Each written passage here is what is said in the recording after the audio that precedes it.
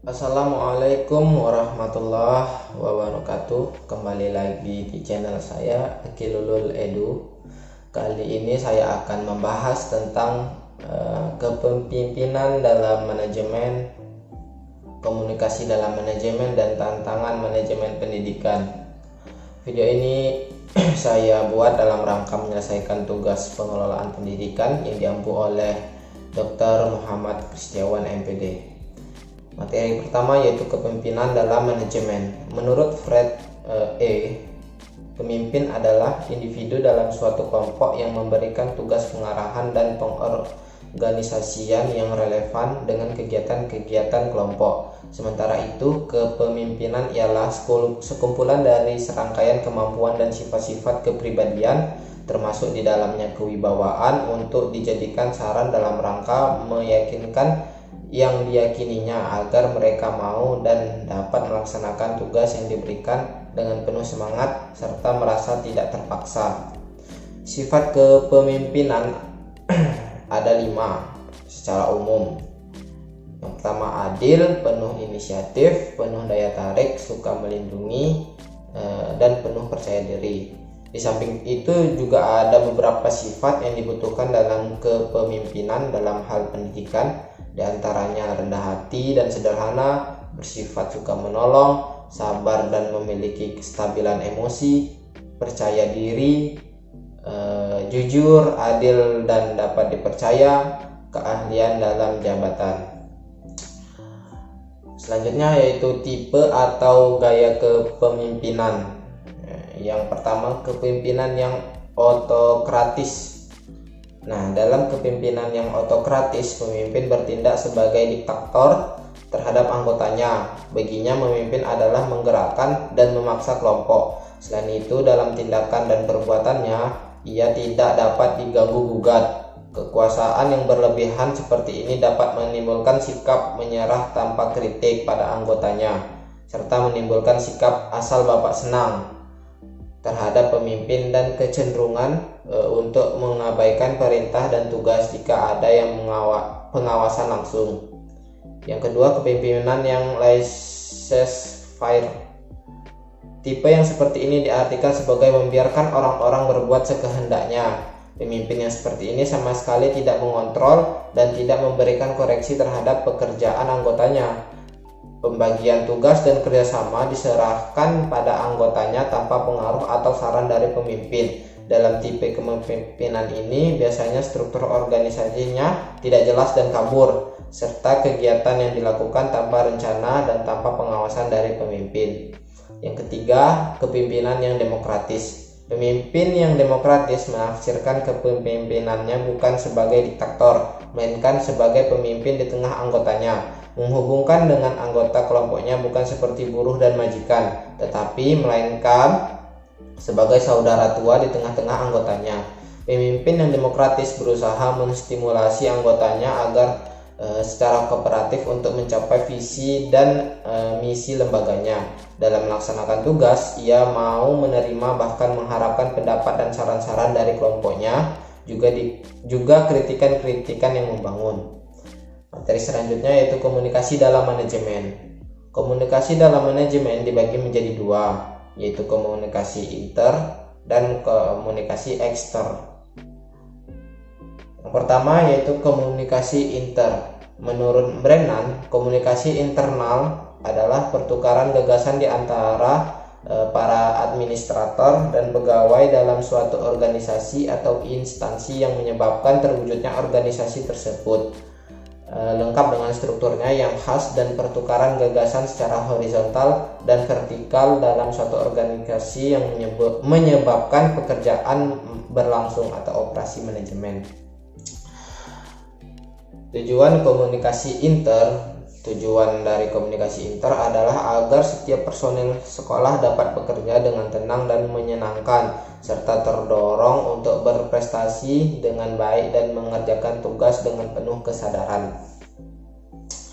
Yang kedua, prinsip komunikasi. Prinsip komunikasi yang harus diperhatikan kepala sekolah antara lain bersikap terbuka, tidak memaksakan kehendak, tapi bertindak sebagai fasilitator yang mendorong suasana demokratis dan kekeluargaan. mendorong guru untuk mau dan mampu mengemukakan pendapatnya,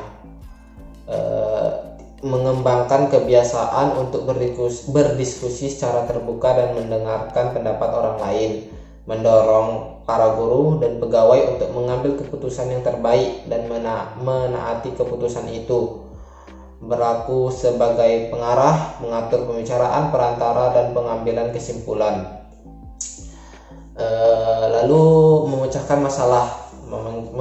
masalah bersama di sekolah.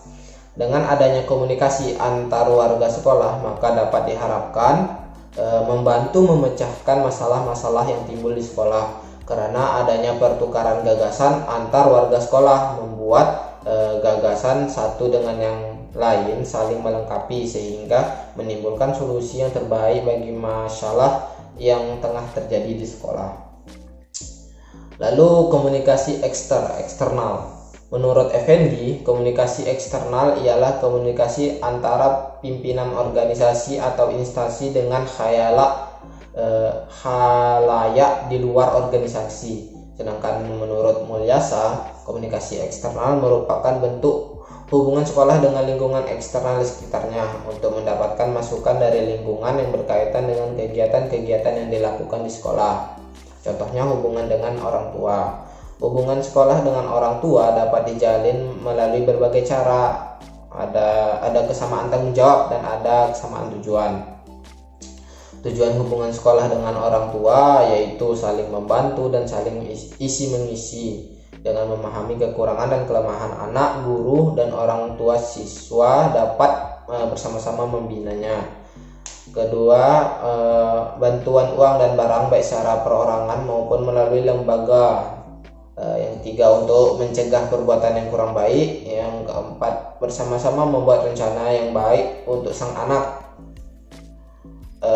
Lalu cara menjalin hubungan sekolah dengan orang tua.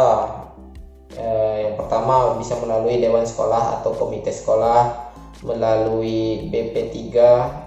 BP3 adalah organisasi orang tua siswa yang bertugas dan berfungsi untuk memberikan bantuan penyelenggaraan pendidikan di sekolah.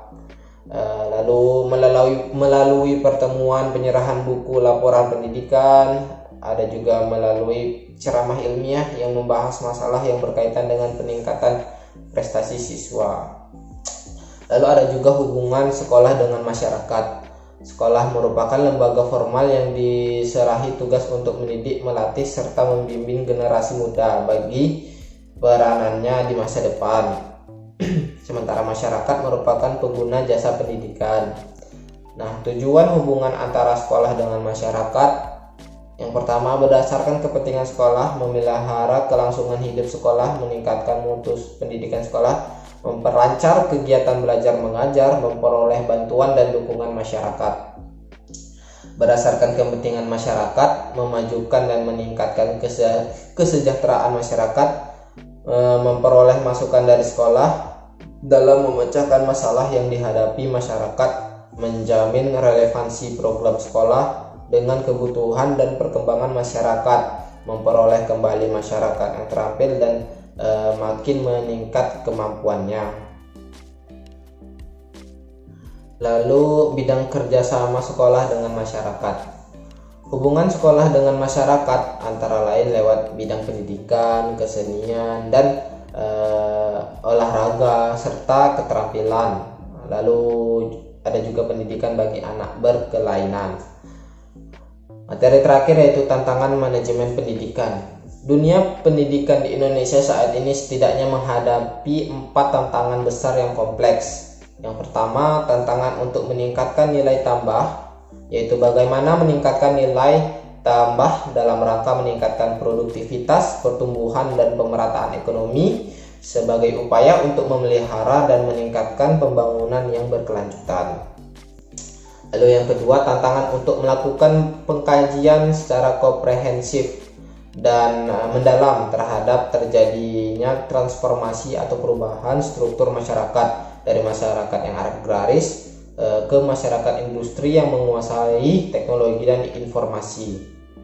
Yang ketiga, tantangan dalam persaingan global yang semakin ketat. yaitu bagaimana meningkatkan daya saing bangsa dalam meningkatkan karya-karya yang bermutu dan mampu bersaing sebagai hasil penguasaan ilmu pengetahuan, teknologi, dan seni, ipteks. Yang keempat, munculnya kolonialisme politik.